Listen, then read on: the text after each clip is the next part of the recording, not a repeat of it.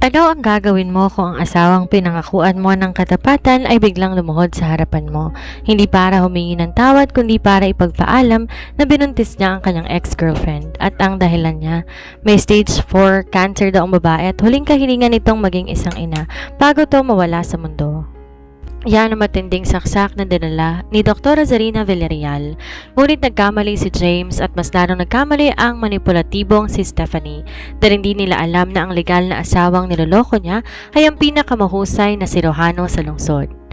Oras malaman ng doktora na ang sakit ng ex ay isang malaking peke lang pala para maagaw ang yaman ng pamilya.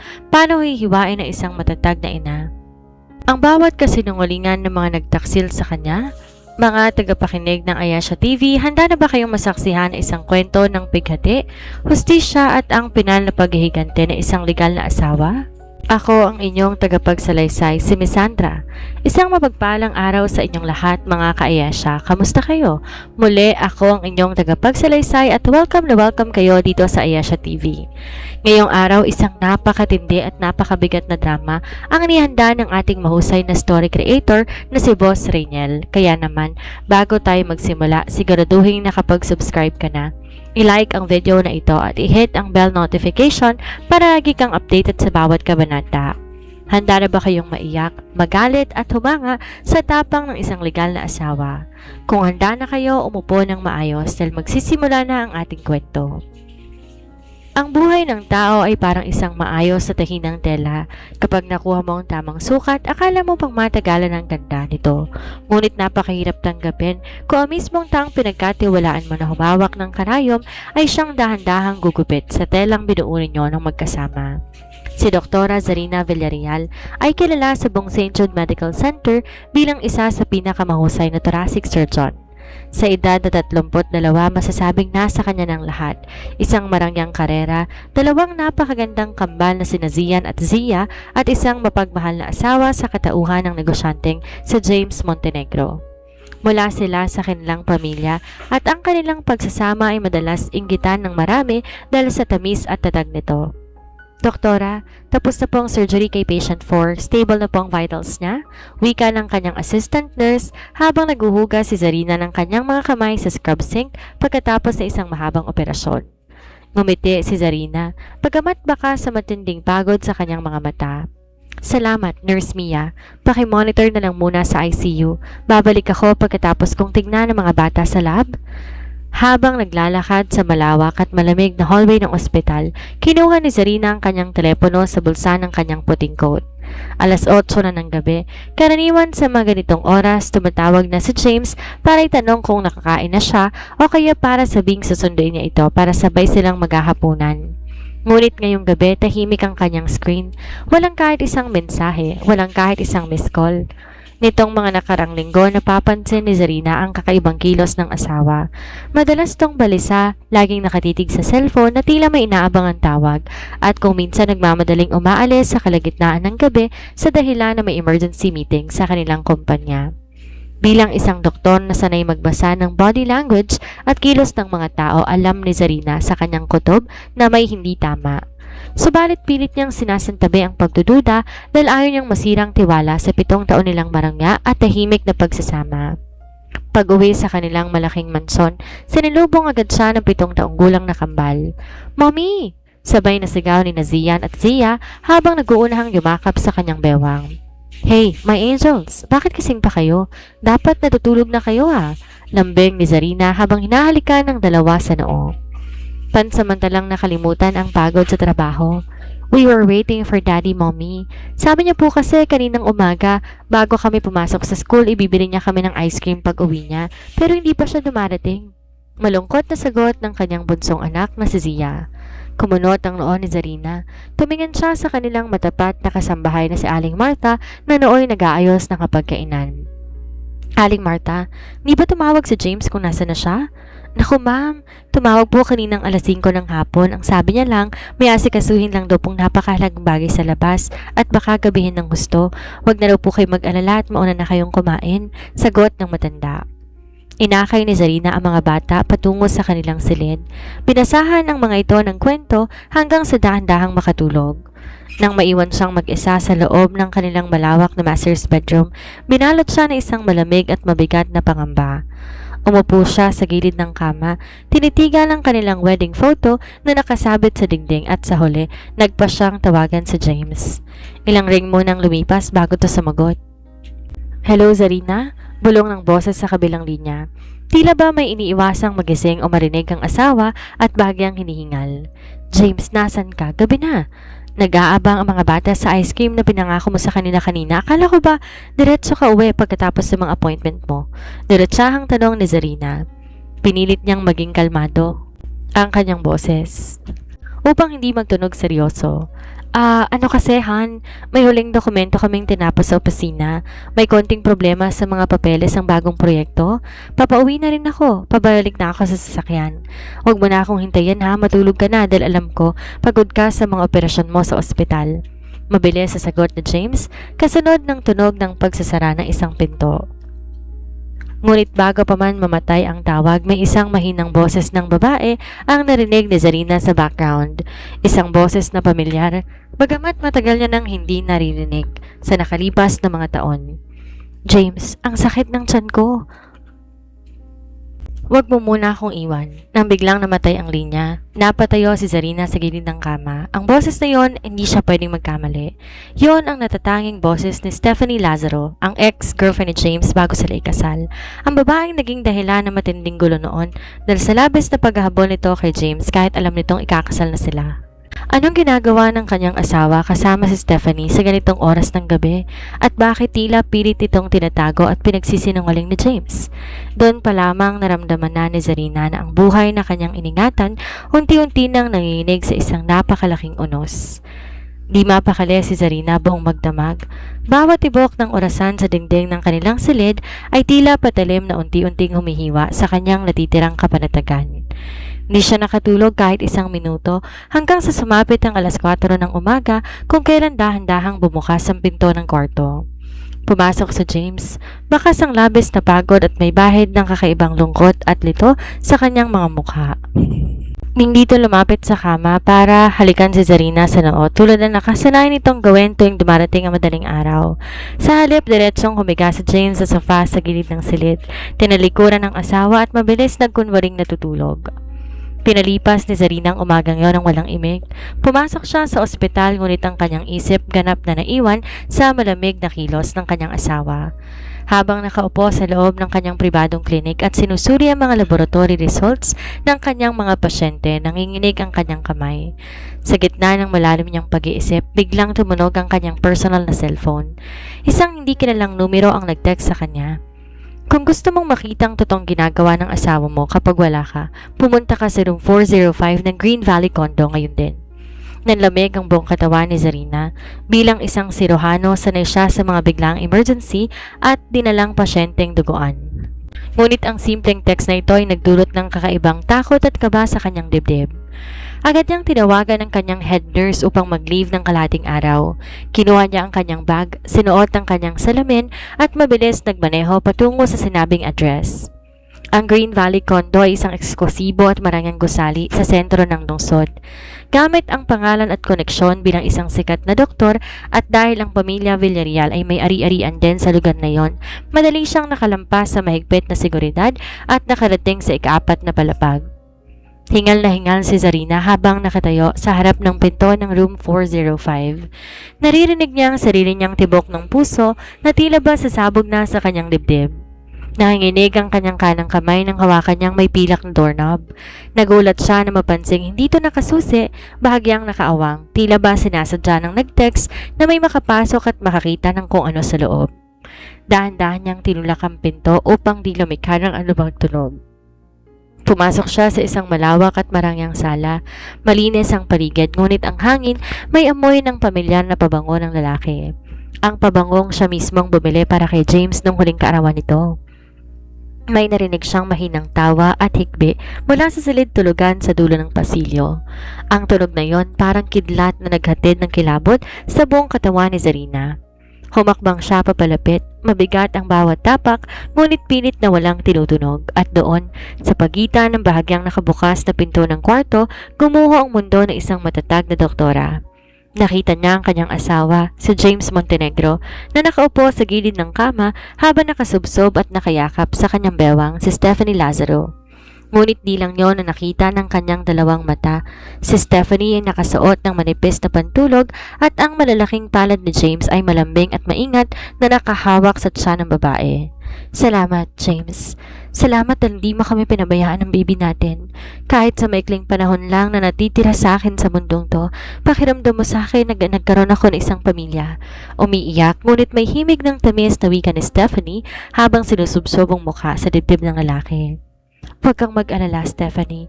Nandito ako. Di ko kayo iiwan ng bata. Gagawin kong lahat para sa inyo. Sagot ni James sabay halik ng matagal sa noo ng kanyang dating kasintahan. Buntis. Ang ex-girlfriend ng kanyang asawa ay buntis? At ang ama ay walang iba kundi ang lalaking 7 taon niyang pinangakuan ng katapatan at pagmamahal sa harap ng dambana ng Diyos. Niloko siya ng asawa niya at ang masakit pa, sa mismong babaeng nanira na sa kanila noon. Di na napigilan ni Zarina ang kanyang sarili.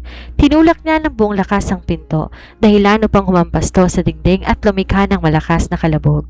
Nagulat at sabay napatingin ang dalawa sa direksyon ng pinto. Zarina? Nanlaki ang mga mata ni James. Agad tong namutla, nawala ng kulay ang labi at mabilis na nabitawan ang kamay ni Stephanie. Agad tong napatayo na tila ba napasukan ng kuryente ang buong katawan. Han, anong ginagawa mo rito? Nakatayo si Zarina sa may pinto, tuwid ang likod, taas ang noo. Bagaman ang puso sa loob ay dahan-dahang nadudurog sa milyon-milyong piraso. Ang kanyang mga mata na madalas puno ng habag at lambing para sa kanyang mga pasyente at pamilya ngayoy malamig pa sa yelo at may talim ng isang scalpel. Ako dapat nagtatanong yan sa'yo, James. Mariing wika ni Zarina. Ang kanyang boses hindi nanginginig dahil ang labis na sakit ay pinalitan na ng nagbabagang galit. Anong ginagawa mo sa kama ng ex-girlfriend mo habang ang mga anak mo naghihintay sa mansyon natin para sa pinangako mong ice cream? Nabalot na nakabibinging katahimikan ang buong silid matapos bitawan ni Zarina ang mga salitang yon. Ang hangin sa loob ng kwarto tila naging laso na mahirap hingahin. Agad humakbang papalapit si James, nanginginig ang mga kamay, bakas ang labis na takot sa kanyang mga mata habang sinusubukang hawakan ang braso ng asawa. Zarina, pakinggan mo muna ako. Hindi itong iniisip mo. Please, let me explain. May napakabigat na dahilan ng lahat ng to. Pagmamakaawa ni James habang ang boses nito pilit na humahanap ng simpatya. Mabilis sumakpang pabalik si Zarina. Nilayo ang kanyang sarili mula sa hawak ng asawa. Tila ba bawat dampi ng balat ni James ay may dalang lason na nakatutunaw ng kanyang pagkatao. Isang mapait at malamig na tawa ang kumawala sa mga labi ng doktora. Dahilan? Tiningnan ni Zarina si James mula ulo hanggang paa bago binaling ang kanyang matatalim na mata kay Stephanie na ngayon nakaupo sa kama at kunwaring umiiyak. James, nakita ko ng 2 kong mata. Narinig ko ng 2 kong tenga, buntis siya at hinahalikan mo siya habang nakahawak ka sa tiyan niya.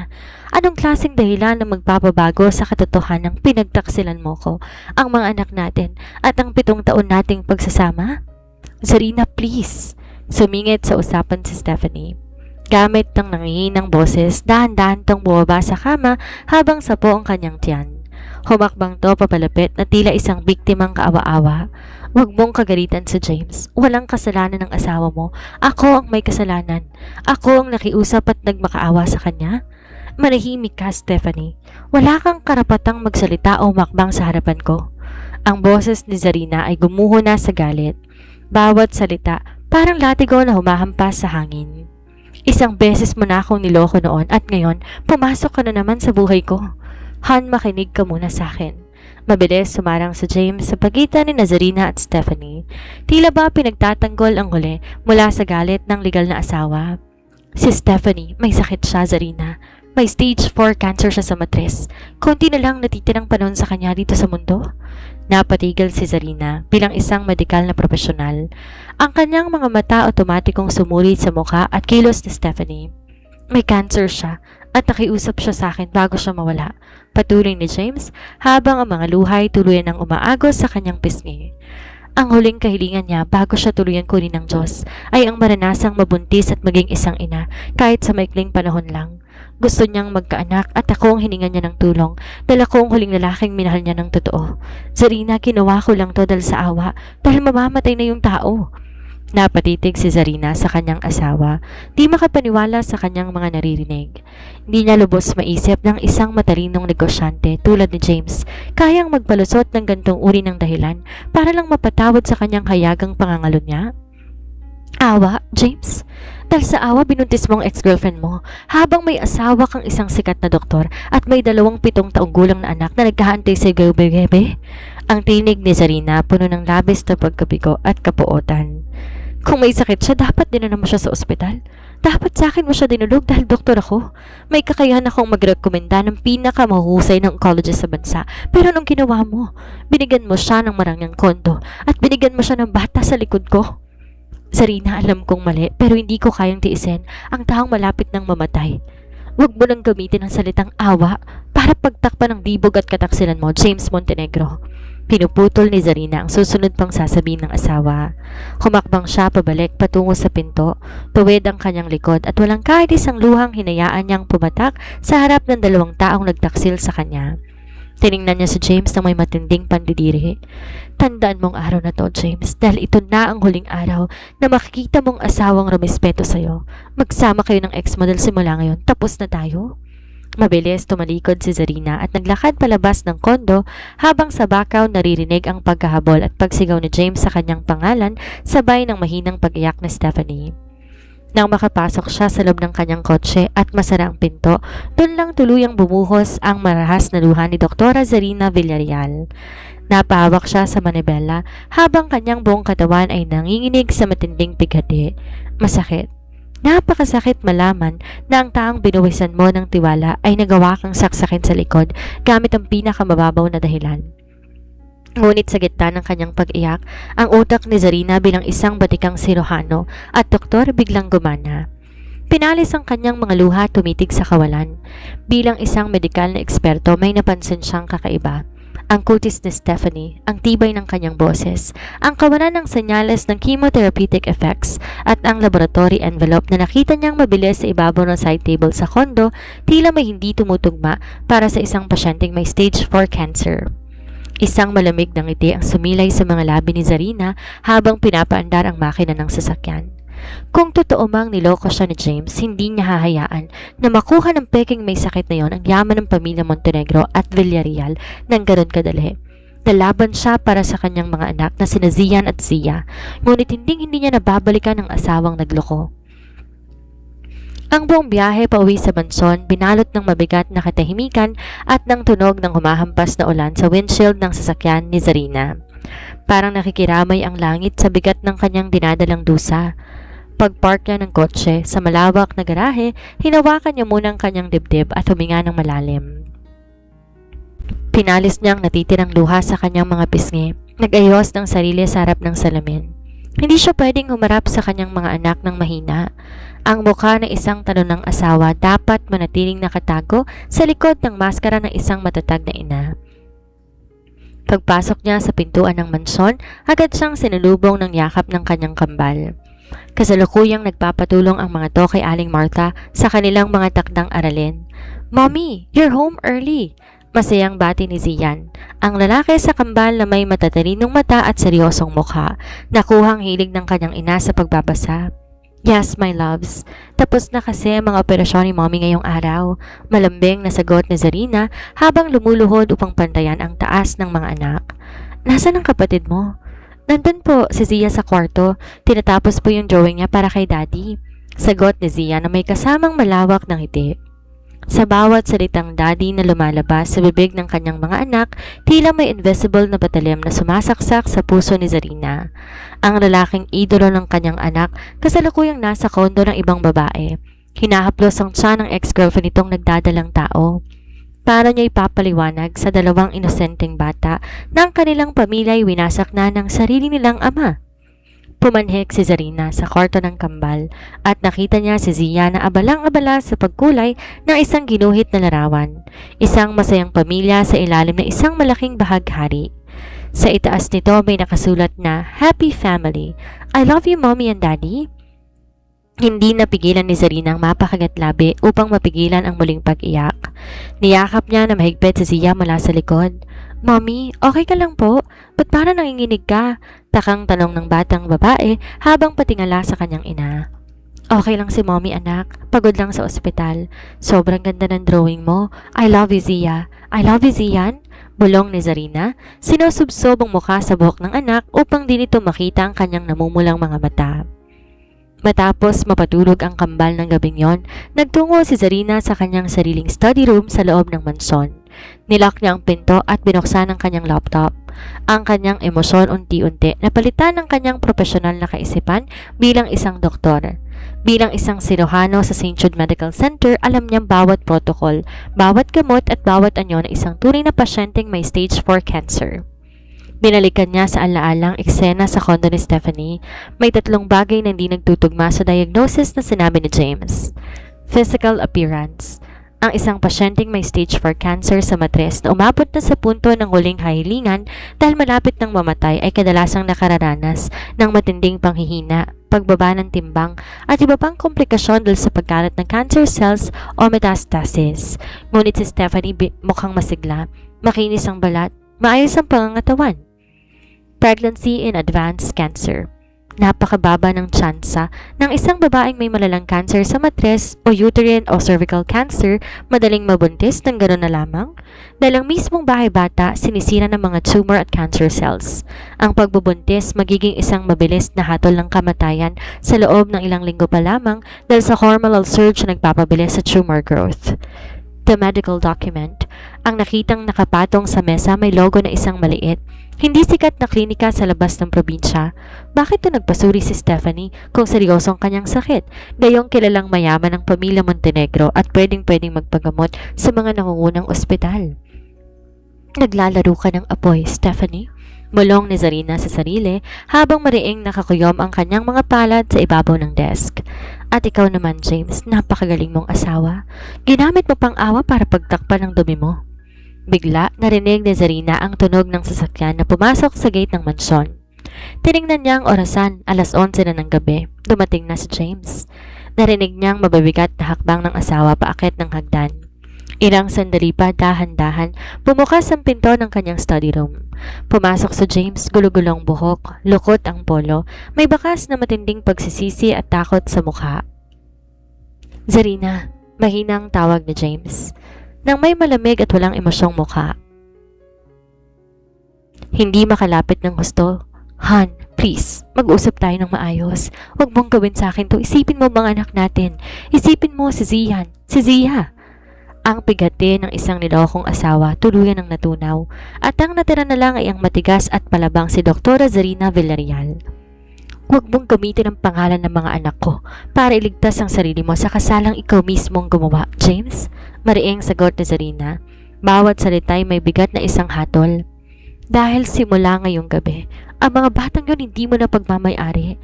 Ngunit mabilis ang pagkalat ng balita tungkol sa lamat sa relasyon ni na James at Zarina. Bagamat sinikap ng doktora na panatilihing pribado ang lahat para sa proteksyon ng kanyang kambal. Di na natulog si James sa kanilang master's bedroom. Nilipat ni Zarina lahat ng gamit ito sa guest room at pinalitan ng passcode ng sarili niyang silid. Ang komunikasyon nila ay naging formal at limitado na lamang sa mga usaping legal at tungkol sa mga bata. Isang umaga, habang si Zarina ay abala sa kanyang lingguhang round sa St. Jude Medical Center, nakatanggap siya ng abiso mula sa front desk ng outpatient department. May isang pasyente raw na mapilit at gustong si Dr. Villarreal mismo ang tumingin sa kanya kahit pa pinaliwanag na ng mga nurse na si Zarina ay isang thoracic surgeon at hindi isang obstetrician gynecologist or oncologist. Pagbaba ni Zarina sa main lobby, agad nakuha ng isang pamilyang na figura ang kanyang pansin. Nakaupo sa isa sa marangyang silya ng ospital si Stephanie. Suot na isang maluwag na trench coat na bahagyang nagtatago sa kanyang tiyan. May hawak pang panyo na tila ba hihimatayin. Sa tabi, walang iba kundi si James na mukhang balisa, paulit-ulit tumitingin sa paligid. Zarina! Mabilis na patayo si James nang makita ang asawa. Lumapit tong may bakas ng pakiusap sa mga mata. Salamat at bumaba ka. Si Stephanie kasi sumasakit ang tiyan niya. Nahihilo siya kanina pa. Ayaw niyang magpatingin sa ibang doktor. Ikaw lang daw ang pinagkakatiwalaan niya dahil alam niyang ikaw ang pinakamagaling dito. Isang sarkastikong ngiti ang sumilay sa mga labi ni Zarina, ngunit pinatitili ang profesional niyang tindig. Naka-cross arms niyang tinignan ang dalawa habang ilang mga nurse at katrabahong doktor nagsisimulang mapalingon sa kanilang direksyon. James, mukhang nakakalimutan mo na thoracic surgeon ako. Ang hawak ko, baga at puso, hindi bahay bata. Malamig na tugon ni Zarina. Binaba ang kanyang tingin kay Stephanie. At kung talagang emergency to, ang emergency room ang tamang bagsakan ninyo, hindi ang klinik ko. Zarina, humihikbing sumingid si Stephanie. Dahan-dahang tumayo habang hawak ang balakang na tila ba nahihirapan. Patawarin mo ko kung naging istorbo ko sa trabaho mo pero natatakot kasi ako para sa anak namin ni James. Alam mo namang may sakit ako, baka di kayanin ng katawan ko ang pagbubuntis na to. Ikaw lang ang pamilyang medikal na maaasahan namin? Ang bawat salitang anak namin ni James na binitawan ni Stephanie ng may sapat na lakas upang marinig ng mga nakapaligid. Malinaw kay Zarina ang motibo ng babae. Ipahiya siya sa sarili niyang teritoryo, sirain ang kanyang reputasyon bilang isang ginagalang na doktor at ipakita sa lahat na si James nasa poder na nito. Ngunit hindi si Zarina ang tipo ng babae na madaling mabuwal sa harap ng publiko. Sa halip mag-iskandalo, humakbang siya papalapit kay Stephanie. Tiningnan ito diretso sa mga mata, sapat na malapit para mapansin ang bawat detalye sa mukha ng babae.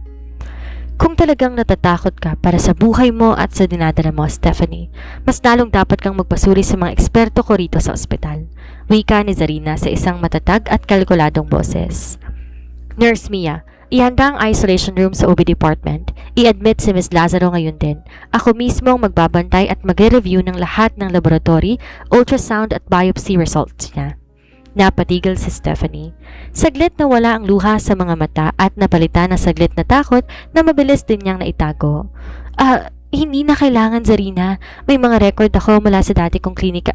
Hindi tinatanggap ng St. Jude Medical Center ang records mula sa mga hindi akreditadong klinika, lalo na kung stage 4 cancer ang pinag-uusapan. Pagputol ni Zarina, lalong nagiging mariin ang boses. Kung gusto niyo ng tulong ko, dadaan kayo sa proseso ko. Dito natin makikita kung gaano kalala ang kondisyon mo o kung gaano kalalim ang kasinungaling ang ipinapasok mo. Napatingin si Stephanie kay James, tila humihingi ng saklolo. Agad namang pumagit na si James. Zarina, wag mo naman siyang i-pressure ng ganyan, baka ma-stress ang bata. Kung ayaw niyo ng protocol ng ospital na to, malawak ang pinto palabas, James. Sagot ni Zarina, sabay talikod sa kanila. Ngunit tandaan ninyo, oras na lumabas kayo sa pintong yan, wag yung gagamitin ang pangalan ko o ang ospital na to para sa mga drama ninyo.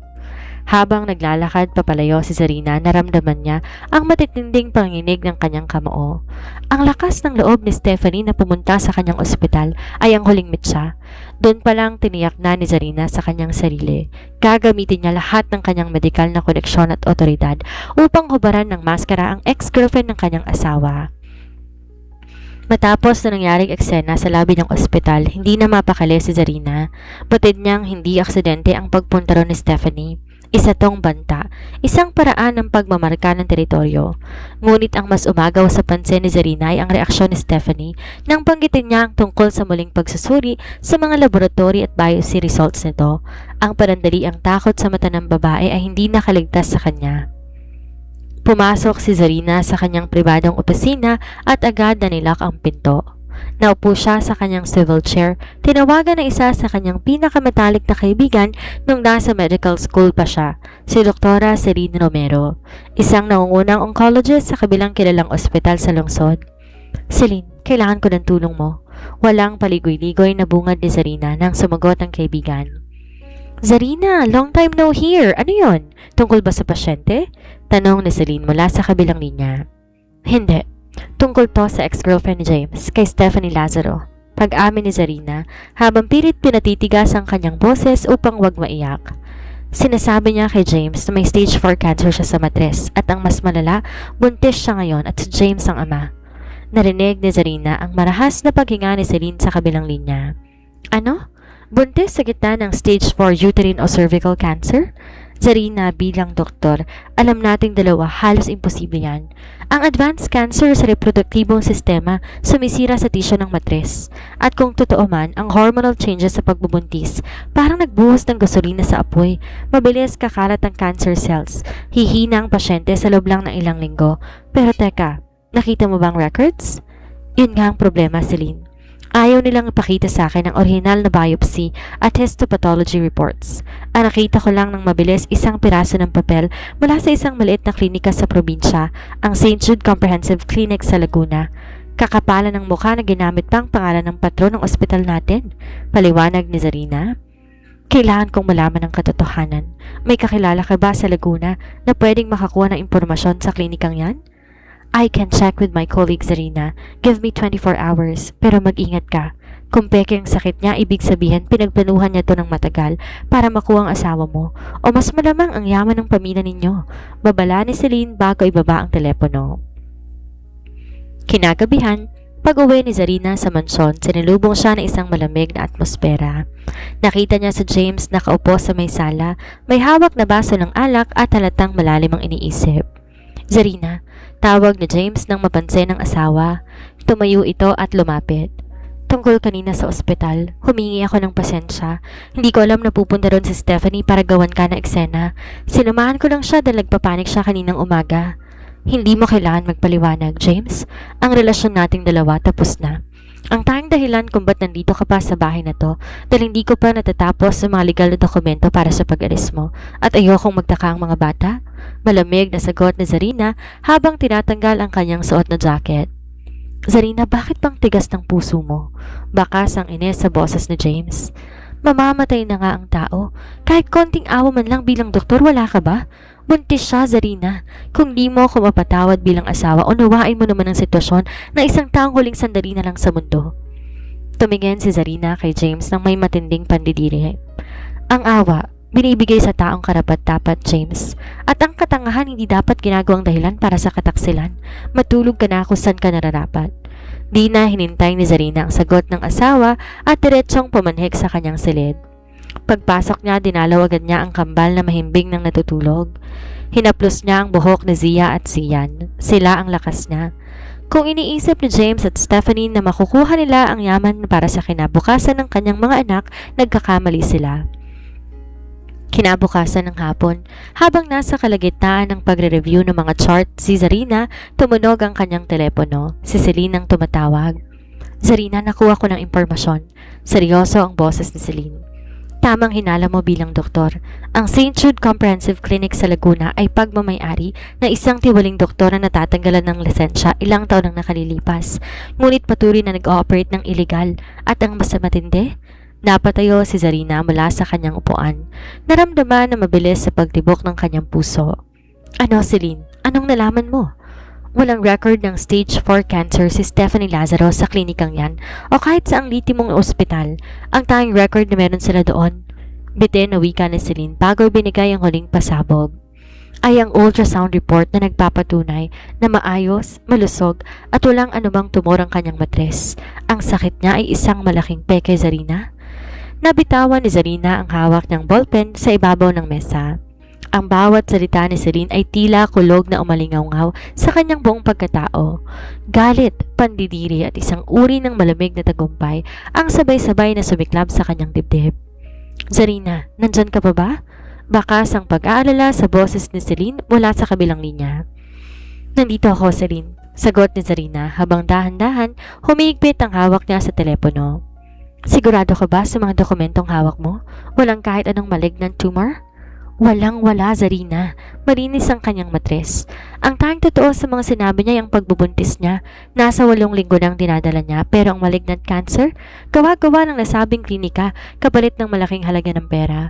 May kopya ako ng original na logbook at ang totoong ultrasound files na pinatatakbo sa ilalim ng ibang pangalan pero kanyang pirma at thumbprint. Pinadala ko na ang digital encrypted files sa personal email mo. Salamat, Celine. Utang ko sa iyong buhay ko at ang kinabukasan ng mga anak ko. Taimtim na wika ni Zarina bago ibaba ang tawag. Agad binuksan ng doktor ang kanyang laptop, tinignan ang kanyang email. Doon tumambad sa kanya ang kompletong ebidensya, ang mga peking medical certificate, ang peking histopathology report na may peking lagda ng isang pathologist na matagal nang patay at ang transaksyon ng pera mula sa sariling bank account ni Stephanie patungo sa nagpakilalang doktor sa Laguna. Isang matalim at mabait na ngiti ang sumilay sa mga labi ni Zarina. Kaya pala lakas loob na nag-eksena si Stephanie sa St. Jude Medical Center. Kampante ang babae dahil alam niyang ang asawa niyang si James bulag na bulag sa awa at madaling mauto. Ginamit ni Stephanie ang kahinaan ni James upang unti-unting pasukin ang kanilang buhay. Kuhanin ang simpatya nito at sa huli, maagaw ang kayamanan ng mga Montenegro at Villarreal para sa bata sa kanyang tiyan. Gusto mong maglaro ng buhay at kamatayan, Stephanie? Pwes, bibigyan kita ng sarili mong burol, bulong ni Zarina sa sarili. Imbes na sugurin si James o kaya harapin agad si Stephanie para mag-eskandalo, pinili ni Zarina ang maging matalino. Bilang isang sirohano, alam niya na ang pinakamagandang hiwa ay ang hiwang malinis, tumpak at walang ingay hanggang makuha ang tumor. Pinasa niya lahat ng ebidensya sa kanyang pampamilyang abogado kay Attorney Jose Santos. Matapos ang halos 2 oras na pag-uusap sa telepono, nabuo ang kanilang plano. Di lang basta legal separation ang ihahain ni Zarina, wawasakin niya ang kredibilidad ni Stephanie at babawin niya bawat sentimo na ninakaw ni James sa kanilang conjugal properties para itustos sa kondo at luho ng kanyang ex-girlfriend. Nang gabing yon, pag-uwi ni Zarina sa mansyon, abutan niya si James na nag-iimpake na ilang damit sa isang malaking bag sa guest room. "Saan ka pupunta?" Malamig na tanong ni Zarina habang nakasandal sa pinto. Napalingon si James, halatang nagulat at may bahid ng hiya. Tumawag si Stephanie, sumasakit daw ang katawan niya dahil sa epekto ng sakit niya. Kailangan niya ako ngayon doon sa kondo. Zarina, pakiusap, huwag mo na akong tatalakan ngayon. Kailangan lang talaga ako ng taong naghihingalo. Tumingin si Zarina kay James, ang lalaking 7 taon niyang minahal. Ang lalaking nangako sa kanya ng habang buhay ay mukhang isang kawawang ututo sa harapan niya. Walang kaalam-alam si James ng babaeng naghihingalo na pinatutunguhan niya ay mas malusog pa sa kabayo at kasalukuyang nagpaplano kung paano siya huhututan ng pera. "Hindi kita tatalakan, James. Sige, umalis ka." Banayad na sagot ni Zarina, ikinagulat ng lalaki. "Pero bago ka umalis, gusto ko lang ipaalala sa'yo. Sa sunod na Sabado ay ika-70 kaarawan ng Papa. Magkakaroon ng malaking salo-salo sa Villarreal Grand Hall. Inaasahan ng buong pamilya at ng mga board members ng ospital at ng kumpanya na nandoon tayo bilang isang pamilya." Nakahinga ng maluwag si James. Akala niya magwawala ang asawa. "Sige, hon, darating ako. Hindi ko papahiya ang pamilya mo. Pagkatapos ng selebrasyon, kung gusto mo, mag-usap tayo tungkol sa legal na pag-aayos ng lahat." "Oo, James. Mag-uusap tayo ng maayos. Sa harap ng lahat." Makahulugang sagot ni Zarina bago tuluyang tumalikod. Nagsimula ng countdown para sa pagbagsak ni James at Stephanie at ang tablado'y handang-handa na. Dumating ang araw na ika-70 kaarawan ng ama ni Zarina, ang ginagalang na si Dr. Fernando Villarreal. Ang Villarreal Grand Hall ay napuno ng mga kilalang tao, mga sikat na doktor, kasoso sa negosyo at matataas na opisyal na iba't ibang korporasyon. Ang tugtog ng klasikal na musika maririnig sa buong bulwagan habang ang kumikinang na chandelier ay nagbibigay karangyaan sa gabi. Sinalubong ni Zarina ang mga bisita, suot na isang napakagandang esmeraldang bestida na nagpatingkad sa kanyang kutis at otoridad bilang isang Villarreal. Sa kanyang magkabilang gilid ay ang kambal na sina Zian at Zia na mukhang mga munting prinsipe at prinsesa sa kanilang mga formal na kasuotan. "Mommy, nasan po si Daddy? Sabi niya po sasabay siya sa atin," bulong ni Zian habang nakatingala sa ina. "Darating ang daddy ninyo, anak. May naasikaso lang na napakahalagang bagay," sagot ni Zarina sabay haplos sa pisngi ng anak. Alam niya kung nasan si James, kasama ng kanyang ex-girlfriend na humihingi raw ng emergency attention bago ang party. "Zarina, pasensya na, medyo na traffic ako," bulong ni James habang pilit nang umingiti sa mga bisitang nakatingin sa kanila. "Kamusta ang papa mo? Nakabati na ba?" "Nandun siya sa VIP table, James. Mamaya ka lumapit. Magsisimula ng pangunahing program," malamig na tugon ni Zarina. Habang naglalakad tungo sa kanilang mesa, napansin ni Zarina ang pamilyang na figuran dahan-dahan pumasok sa likod ng pinto ng hall. Nanlamig ang mata ng doktora ngunit hindi siya nagulat. Si Stephanie.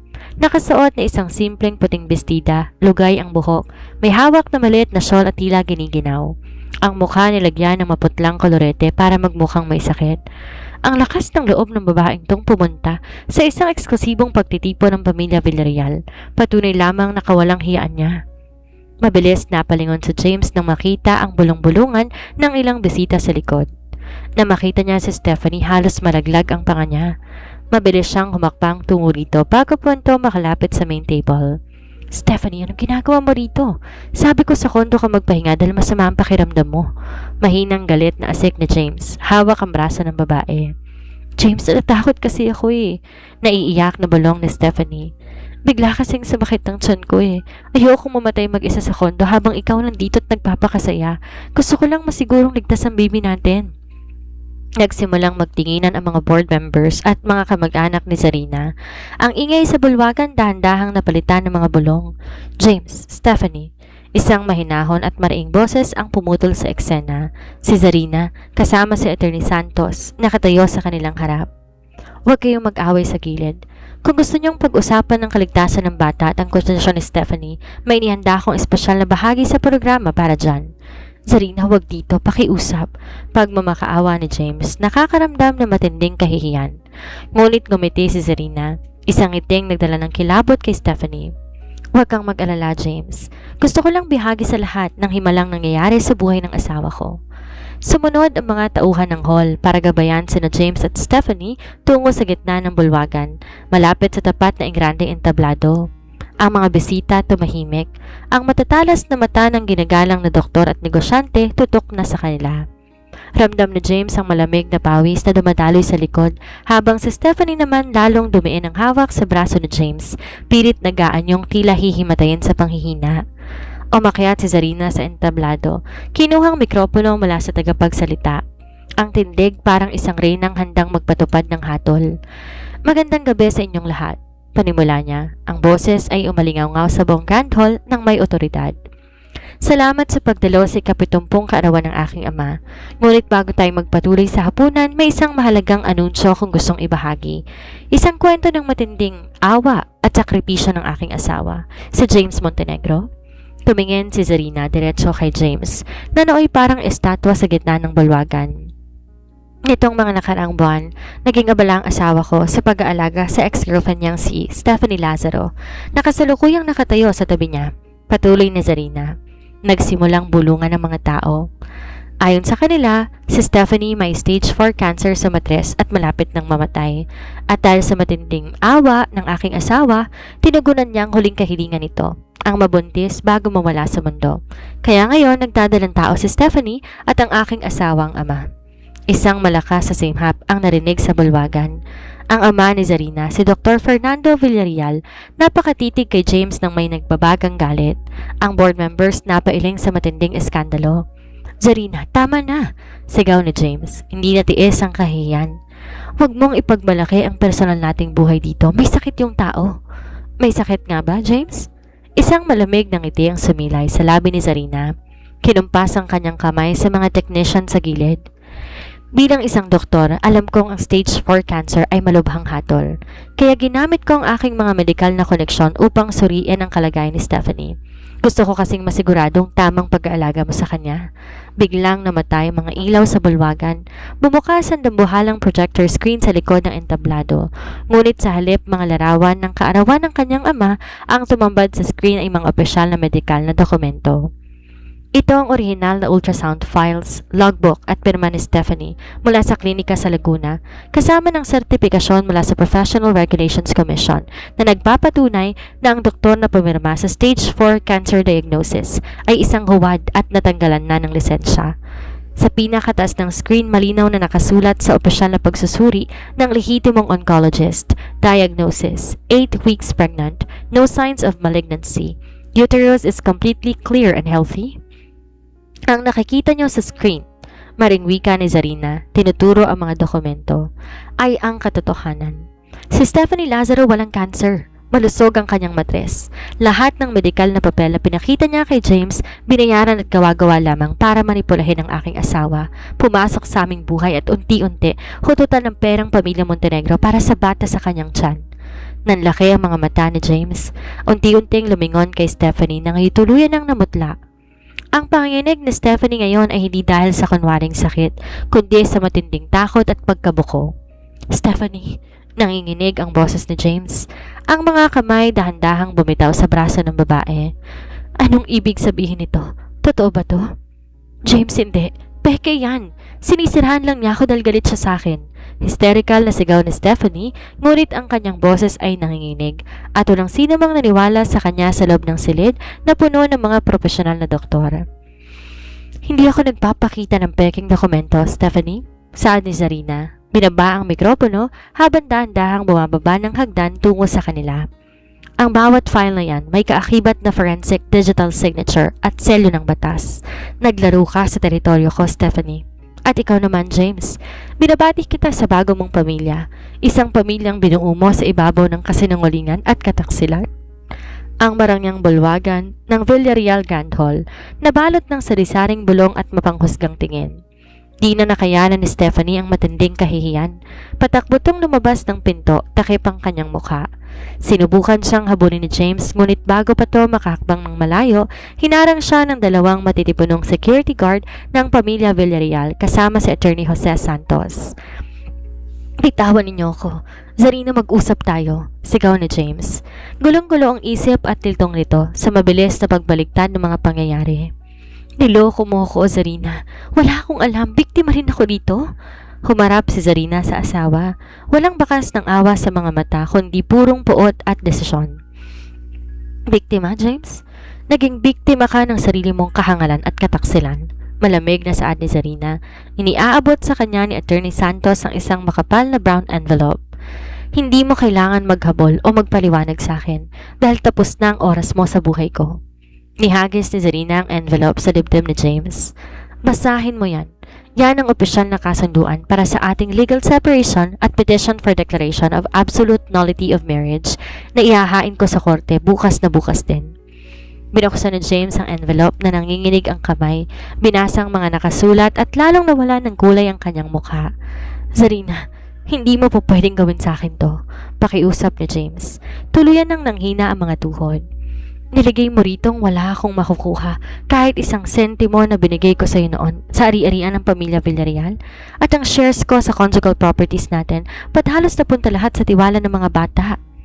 Dahil ang bawat sentimong bigay ko sa iyo noon ay galing sa pawis ko bilang doktor, sa yaman ng mga magulang ko at ang pera ng pamilyang to para lang sa mga anak ko. Ginamit mong pera ng kumpanya natin para bilhin ng kondo ni Stephanie at tustusan ang luho niya habang nagpapanggap siyang may sakit. Yan ay malinaw na infidelity at financial abuse. Kakasuhan din kita ng concubinage, James. Gagawin kong legal na impyerno ang buhay mo. Paano ang mga bata? Paano sina Zian at Zia? Umiiyak na tanong ni James. Sinubukan silipin ang kambal na mabilis ni Aling Martha mula sa bulwagan upang di makasaksi sa gulo. Humakbang papalapit si Zarina. Sapat na malapit para maramdaman ni James ang talim ng kanyang presensya. Huwag mong bibigkasin ang pangalan ng mga anak ko, James. Mawawalan ka ng parental authority at custody sa kanila. Ayon sa tuntuning nakasaad dyan, magkakaroon ka lang ng visitational rights sa ilalim ng aking kondisyon. Kailangan mo magbigay ng buwanang suporta sa inaktan ng korte. Bawat sentimo babantayan ko. Kung di mo kayang magbayad, makukulong ka. Zarina, pakiusap, maawa ka. Nautulang ako. Luhod ni James. Walang pakialam sa mga taong nakatingin sa kanya. Mahal ko kayo ng mga bata, wag mo akong iwan ng ganito. Nung pumasok ka sa kama ng ex mo, James, hindi mo inisip ang mga bata. Nung hinahalikan mo siya at pinangangakuan habang ako nagpupuyat sa ospital para magsalba ng buhay ng ibang tao, hindi mo ako naisip. Pagtatapos ni Zarina, matigas bawat bigkas. Pirmahan mo ang mga papel na yan o magkikita tayo sa korte habang suot mo ang kulay orange damit ng preso. Umalis ka sa harapan ko. Kinumpas ni Zarina ang kamay. Agad kinaladkad ang security guard sa James palabas ng Grand Hall. Tumingala si Zarina sa chandelier, huminga ng malalim, pinigilan ang luha. Ang unang bahagi ng paghihiganti niya ay tapos na, ngunit alam niya, ito pa lang ang simula ng pagbagsak ng lalaking sumira sa kanyang tiwala. Di nag-aksaya ng panahon si Zarina pagkatapos ng gabi ng pagbubunyag. Di inaasikaso ni Attorney Santos sa mga papeles sa korte para sa tuluyang pagkala si Zarina pagkatapos ng gabi ng pagbubunyag. Habang inaasikaso, binalingan naman ni Zarina ang natitirang pinagkukuran lakas ni James ang kanyang negosyo at posisyon sa lipunan. Si James tumatayong Chief Executive Officer ng Montenegro Logistics, isang kumpanya ng pagbabiyahe ng produkto na lumago ng husto dahil sa kapital na malaking pinuhunan ng pamilya Villarreal nung bagong kasal pa lang sila. Bukod dito, karamihan sa mga kliyente ng kumpanya ni James, mga supplier ng mga gamot, medical equipment at mga ari-ariang pagmamayari o may koneksyon sa St. Jude Medical Center at sa pamilya ni Zarina. Lunes ng umaga, isang emergency board meeting ang pinatawag ni Dr. Fernando Villarreal, ang ama ni Zarina, sa main headquarters ng kanilang pamilya. Dumalo si Zarina, suot ng kanyang formal na business suit. Blankong mukha, ngunit may determinasyon sa mata. Gusto kong bawiin lahat ng shares ng pamilya Villarreal sa Montenegro Logistics. Diretsahang pahayag ni Zarina sa harap ng kanilang financial advisors at mga abogado. At di lang yon, lahat ng ospital at klinikang nasa ilalim ng ating korporasyon agarang puputulin ng kontrata sa kanila bilang ating main logistics provider. Doktora, malaking dagok to sa kanila. Halos 70% ang buwanang kita nang gagaling sa mga transaksyon natin, paalala ng isa sa mga accountant. Yun nga mismo ang gusto kong mangyari, malamig na sagot ni Zarina. Ginamit ni James ang pondo ng conjugal assets namin at ang kita mula sa kontratang bigay ng pamilya ko para itustos sa marangyang buhay, kondo at mga mamahaling gamit ng kanyang babae. Hindi ko hayaan ang yaman ng magulang ko at kinabukasan ng aking kambal ipalamon niya sa peking may sakit na yon. Samantala, sa opisina ng Montenegro Logistics, abala si James sa pagsagot ng mga sunod-sunod na tawag mula sa mga tauhan at kliyente. Gulong-gulo ang isip niya. Di pa rin siya nakakatulog mula nung gabi na iskandalo. Sir, tunawag po ang Pharmacorp. Kinakansela po ang 5 taong kontrata natin sa kanila. Ano? Bakit daw? Sigaw ni James, napahawak sa ulo. Ang sabi po, utos daw ng main board ng Villarreal Group at di lang po sila sir, ang medtech supply sa 3 pang malalaking kliyente natin, naghain po ng termination of contract ngayong umaga lang. Paalis po ang mga truck natin pero pinababalik po ng mga warehouse nila. Napaupo si James sa kanyang silya, tila pinagsakluban ng langit at lupa. Alam niya, pag natuloy ang kansela ng kontratang to sa loob lang na 1 buwan, tuluyang malulugi ang kumpanya. Ang mga utang sa bangko para sa pagbili ng mga bagong truck at ang maintenance ng warehouse hindi niya mababayaran. Sa gitna ng kanyang pagkataranta, biglang bumukas ang pinto ng kanyang opisina. Pumasok si Stephanie, umiiyak, may hawak na namang tissue. James, kailangan mo kong tulungan. Hagulhol ni Stephanie, lumalapit sa mesa ni James. Naka-freeze ang bank accounts ko. May mga pulis na pumunta sa kondo ko kaninang umaga. May dalang sabina para sa kasong swindling at estafa dahil dun sa peking medical records. James, gawin mo ang lahat. Bayaran mo ang mga abogado ko. Tiningnan ni James si Stephanie. Ang babaeng akala niya'y mahina, kawawa at malapit ng mamatay. Nakatayo sa harapan niya, malusog, ngunit puno ng kasakiman. Dahil sa babaeng to nawala sa kanya ang isang matalino at marangal na asawa. Dahil sa babaeng to kamumuhian siya ng kanyang sariling mga anak. At dahil sa babaeng to dahan-dahan nawawasak ang kanyang pinaghirapang negosyo. Lumayas ka, Stephanie. Mahina, ngunit nanginginig sa galit na saan ni James. Ano? James, buntis ako. Anak mo tong dinadala ko, sigaw ng babae. Ang sabi ko, lumayas ka. Hiyaw ni James sabay hampas sa kanyang mesa, dahilan para mapatalon sa gulat si Stephanie. Wala na akong pera, wala na akong kumpanya, sinira mong buhay ko, magsama kayo ng mga kasinungalingan mo. Habang nagtatalo ang dalawa sa opisina, si Zarina tahimik na nakatitig sa bintana ng kanyang klinik sa St. Jude Medical Center. Alam niya, nagsisimula ng gumuho ang mundo ng mga nagtaksil sa kanya. Wala siyang maramdamang pagsisisi dahil para kay Dr. Zarina Villarreal, bawat sugat dulot ng kataksilan, kailangan tayiin na may kasamang hustisya. Ang balitang pagbagsak ng Montenegro Logistics at ang bantang pagkakakulong ay tuluyang nagdulot ng gulo sa isip ni Stephanie. Alam niya pag umabot sa korte ang kasong estafa at swindling na inihanda ng pamilya Villarreal laban sa kanya, wala siyang laban. Ang peking doktor na binayaran niya sa Laguna nagtago na rin matapos makuha ng pulisya ang mga ebidensya. Sa loob ng kanyang marangyang kondo na bili ni James gamit ang pera ng kumpanya, mabilis nag-iimpake si Stephanie. Nilalagay sa isang malaking maleta ang mamahalin niyang alahas, mga designer bags at ang natitirang pera na nakuha mula sa nakaraang buwan ng sustento ni James. Hindi ako pwedeng makulong, hindi sa isang maduming selda. Nanginginig na bulong ni Stephanie habang mabilis sinasara ang zipper ng kanyang maleta. Hawak ang kanyang tiyan. Ang pagbubuntis niyang natitirang alas, ngunit alam niya, hindi na siya mapoprotektahan ni James na ngayon baon na rin sa utang. Plano ni Stephanie lumipad tungong probinsya sa hapong yon at doon magtago habang naghahanap ng paraang makalabas ng bansa gamit ang ibang pangalan. Suot ang isang malaking sombrero at itim na salamin, dahan-dahan siyang lumabas ng unit, sumakay sa elevator patungo sa basement parking ng gusali.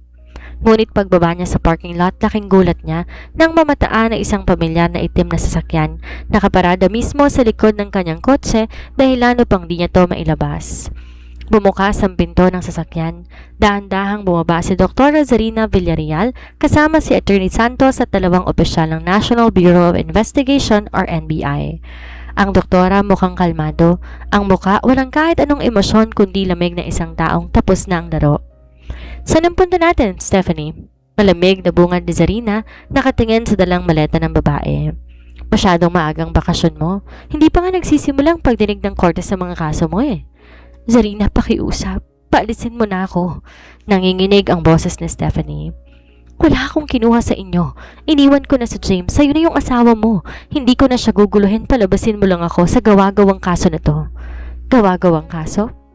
Ang peking stage 4 cancer certificate na ginamit mo para pumasok sa pamamahay ko. Ang ₱1,000,000 hiningi mo kay James para sa panggagamot mo na napunta sa personal account mo at ang paninira sa reputasyon ko bilang doktor, sa tingin mo ba gawa-gawa lang yon? Buntis ako, Zarina. May dinadala akong buhay. Bilang doktor, wala ka bang awa sa bata? Hysterical na sigaw ni Stephanie. Ginamit mo rin ang kanyang huling baraha. Dahil nga doktor ako, kaya alam ko paano protektahan ng bata mula sa isang irresponsable at kriminal na ina. Muring saad ni Zarina, ang bata sa tiyan mo walang kasalanan. Sisiguraduhin ng batas na hindi siya lalaki sa ilalim ng impluwensya ng isang sinungaling na tulad mo. Pero ikaw, pagbabayaran mo bawat sentimo at bawat luhang dinudulot mo sa pamilya ko. Kinumpas ni Attorney Santos ang kamay sa mga kasamang opisyal. Nilabas ng NBI agent ang isang opisyal na warrant of arrest at whole departure order na kalalabas pa lamang ng korte ngayong umaga. Miss Stephanie Lazaro, you are under arrest for swindling, estafa, and falsification of medical documents. Saad ng opisyal. Dahan-dahan kinakabit ang posa sa kamay ng babae. James, tulungan mo ko! James! Nagwawala. Sumisigaw si Stephanie habang kinakaladkad ng mga otoridad tungo sa nakaparadang mobile car. Ang mamahalin niyang gamit at maleta na iwan sa sahig ng parking lot. Tinitigan ni Zarina ang pag-alis ng sasakyan ng pulis. Walang tuwa o lundag sa kanyang dibdib, kung hindi, isang malalim na paghinga na isang inang nagtagumpay na alisin ang unang lason sa kinabukasan ng kanyang mga anak. Ang natitiray ang lalaking nagpasimula sa lahat ng gulo, sa James Montenegro. Naging laman ng usap-usapan sa mundo ng negosyo at medikal ang tuluyang pagbagsak ng Montenegro Logistics. Sa loob ng 2 linggo, matapos bawiin ng pamilya Villarreal ang kanilang mga puhunan at kanselahin lahat ng kontrata, tuluyan ng nagdeklara ng bangkarote ang kumpanya ni James. Ang mga ari-arian ay isa-isang hinila ng bangko, ang pangalan tuluyan ng nadungisan. Wala ang marangyang kondo, walang mamahaling mga sasakyan, at wala ring kakaibang akala niya'y masasandalan sa oras ng kagipitan. Ngunit ang matinding parusa para kay James ay ang pangungulila sa kanyang mga anak. Ilang beses tinangkang pumunta ng mansyon, ngunit bago siya makalapit sa gate, hinaharangan na siya ng mga armadong gwardya. Ang mga tawag at mensahe kay Zarina nananatiling blocked. Isang tanghali, habang matindi ang sikat ng araw, nagtungo si James sa St. Jude Medical Center. Gulo-gulo ang buhok, kupas ang suot na polo, baka sa matinding pangangayayat. Desperado na siya. Alam niya ngayong araw ang nakaschedule ng pagtinig para sa nullity of marriage at ang permanenteng pagbawi sa custody ng mga bata. Nagabang si James malapit sa main entrance ng ospital. Makalipas ng 1 oras, nakita niya lumabas si Zarina kasama ni Attorney Santos at ilang mga kasamahang doktor. Ang asawa niya ay napakaganda at kagalang-galang sa kanyang puting coat, isang matatag na babaeng hindi natitinag ng anumang bagyo. Zarina! Pasigaw na tawag ni James habang pilit sumisiksik sa mga tao upang makalapit. Napatigil si Zarina. Mabilis na humarang si Attorney Santos at ang mga security guard ng ospital para protektahan ng doktora. Tiningnan ni Zarina si James mula ulo hanggang paa. Walang galit sa kanyang mga mata, kung hindi, purong lamig at kawalan ng pakialam. Zarina, pakiusap. Pakinggan mo ako kahit 5 minuto lang. Pagmamakaawa ni James, ang luha nagsisimulang umagos sa kanyang marungis na pisngi. Nawala na sa akin lahat, Zarina. Ang kumpanya ko, ang pera ko, ang karangalan ko, wala na. Kulungan na lang naghihintay sa akin dahil sa mga utang ko. Yan ang bunga ng mga tanim mo, James. Pinili mong landas na yan nung pumasok ka sa kasinungalingan ni Stephanie. Niloko niya ako, Zarina. Kala ko talaga mamamatay na siya. Sa gitna ng maraming taong nakatingin, mga pasyente, nurse at kapwa-doktor, biglang lumuhod si James sa sementadong sahig sa harap ni Zarina. Patawarin mo ako. Nagsisisi ako. Ang sakit-sakit na di ko makita ang mga anak ko. Sila Zian at Zia, pakiusap, huwag mo silang ilayo sa akin. Hayaan mo akong maging ama sa kanila. Kahit huwag mo na akong balikan bilang asawa, huwag mo lang ipagkait ang mga anak ko. Ang pagluhod na isang dating kilalang CEO sa harap ng ospital nakakuha sa pansin ng lahat. Ngunit nanatiling tuwid ang tindig ni Zarina. Tumayo ka dyan, James. Huwag mong ipahiya ang sarili mo sa harap ng ospital ko. Utos ni Zarina, ang boses walang kahit anong emosyon. Hindi ako tatayo rito hanggat di mo sinasabing pinapatawad mo ako, Zarina. Mahal ko kayo ng mga bata. Hikbi ni James, sinusubukan na hawakan ang laylay ng coat ng asawa. Mabilis umatras si Zarina upang dito maabot ng lalaki. Tumingin siya rito ng diretso. Nung mga oras na nagpupuyat ako sa operating room para magsalba ng buhay ng pasyente ko, habang ang kambal nag-aantay sa'yo dahil sa pinangako mong ice cream, nasan ka, James? Nandun ka sa kondo ng ex mo. Hinahaplos ang tiyan niya at sinasabing hindi mo siya iiwan. Paalala ni Zarina. Bawat salita parang tumpak na hiwa ng scalpel sa konsensya ng lalaki. Di mo naisip ang mga anak mo noon? Ngayong gumuho ang mundo mo at wala ka nang makuhang yaman sa akin, saka mo gagamitin ang pangalan ng mga anak ko para kaawaan ka? Zarina, ang patawad, binibigay ko para sa sarili kong kapayapaan, James. Hindi para ibalik ang mga bagay na ikaw mismong sumira. Tapos na ang pag-uusap natin.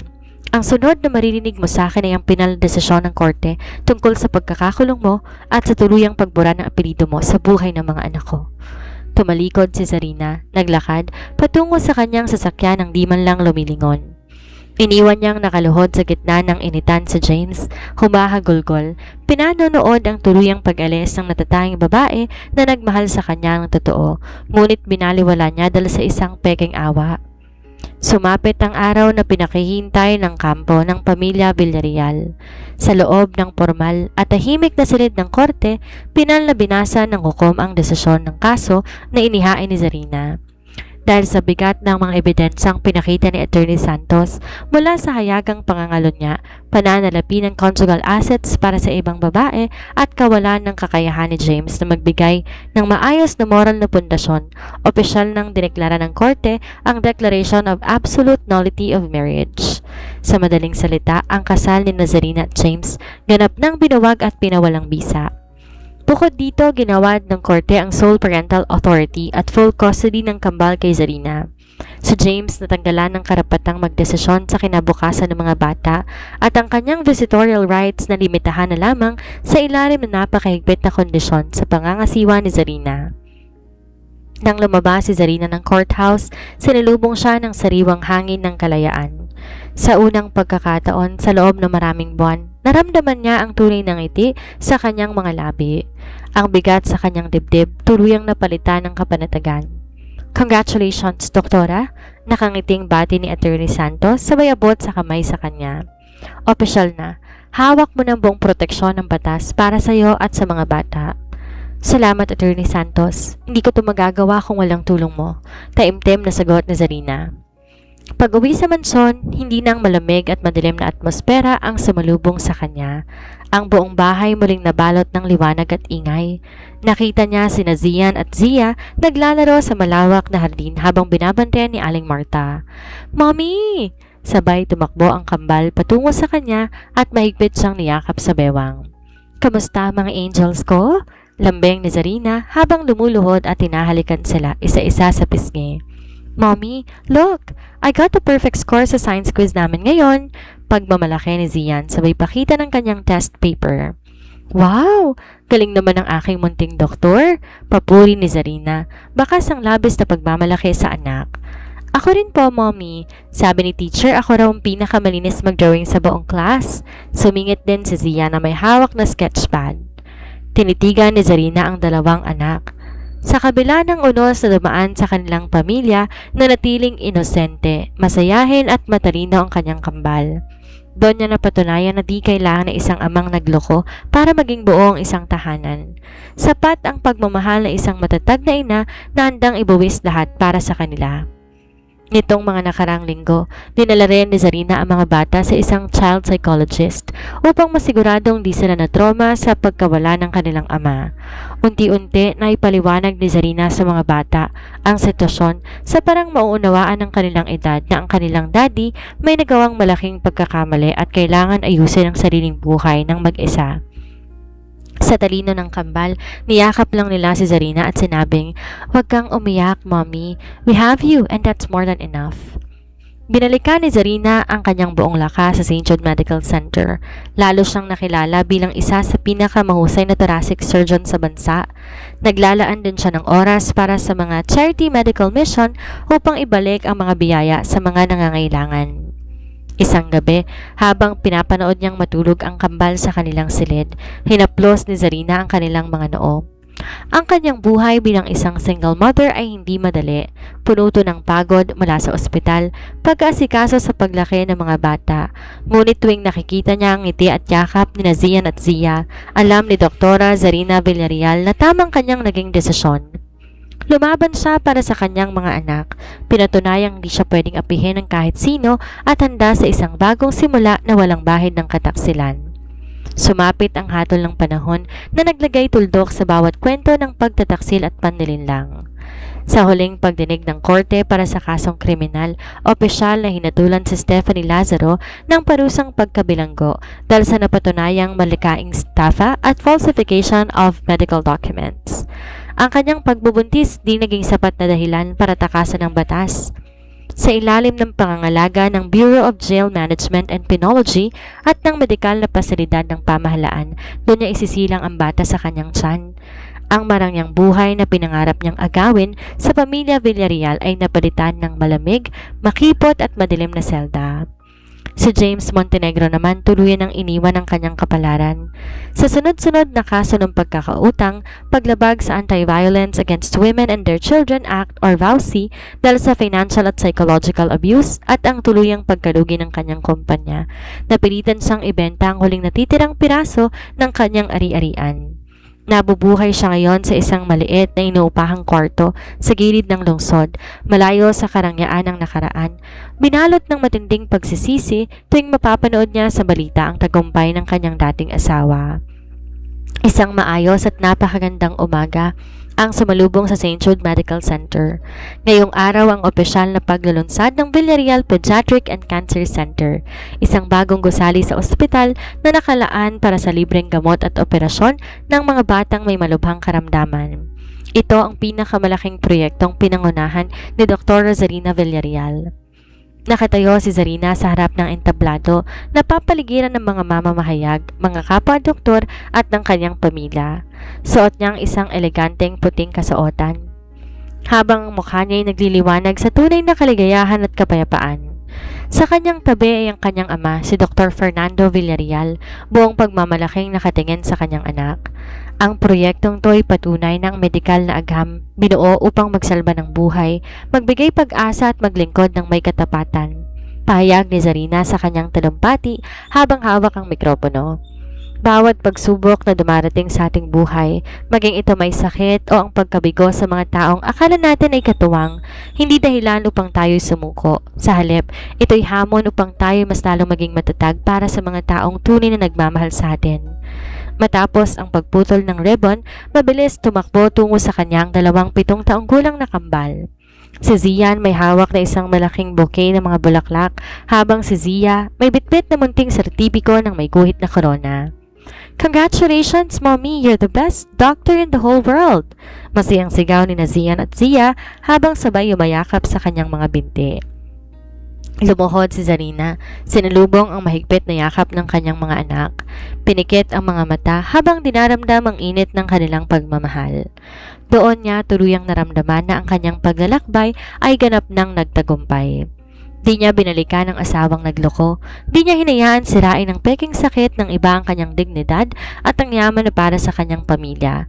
Lumaban siya gamit ang talino, ang kanyang propesyon at ang lakas ng isang ina. Nang muling idilat ni Zarina ang mga mata, tumingin siya sa langit ng may ngiti.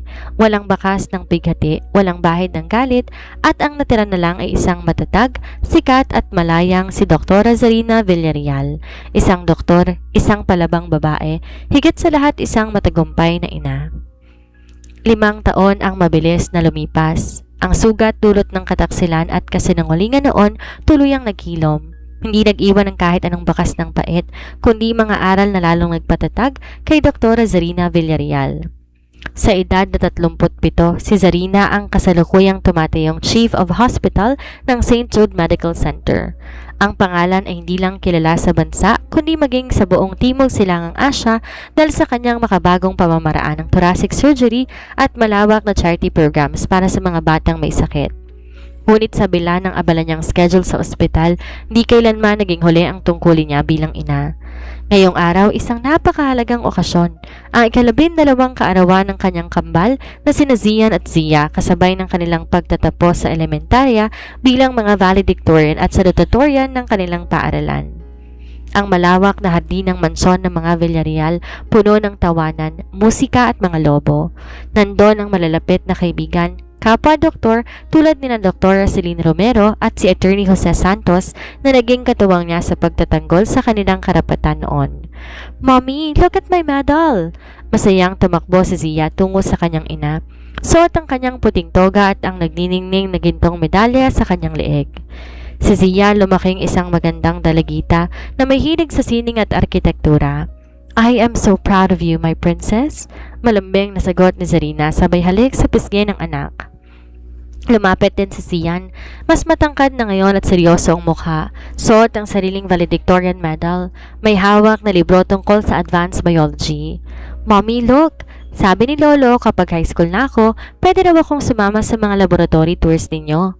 Natawa si Zarina, niyakap ang kanyang dalawang anak. "Oo naman, aking munting doktor. Pero ngayon, mag-enjoy muna kayo sa party ninyo. Kainin niyo ang paborito niyong ice cream." Habang masayang naglalaro ang mga bata kasama ng kanilang mga pinsan, lumapit si Aling Marta kay Zarina. May hawak na isang maliit at lumang kahon. "Ma'am Zarina?" Mahinang tawag ng matanda. May nag-iwan po nito sa may gate kanina, isang lalaking nakasombrero at medyo luma ang suot. Di ko na po nahabol pero may kasama pong sulat. Kumunot ang noon ni Zarina. Kinuha ang kahon at ang sulat. Lumayo ng kaunti sa karamihan at nagtungo sa kanyang pribadong study room para basahin to. Nang buksan ang sulat, agad niyang nakilala ang sulat kamay kay James. "Zarina, maligayang kaarawan sa ating kambal, kina Zian at Zia. Alam ko, wala na akong karapatang tawagin silang akin at tinatanggap ko yon. Napanood ko sa balita ang pagtatapos nila ngayon.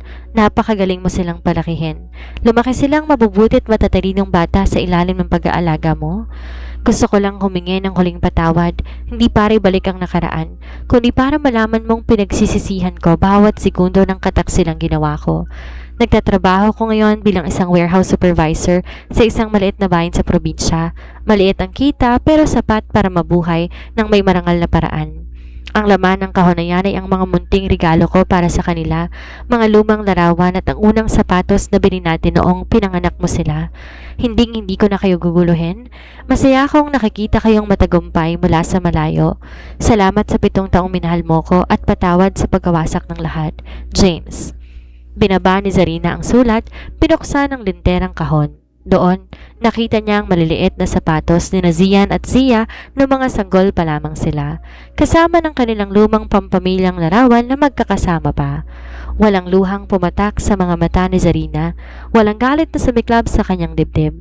Ang natira ay isang malalim na pakiramdam ng kapayapaan.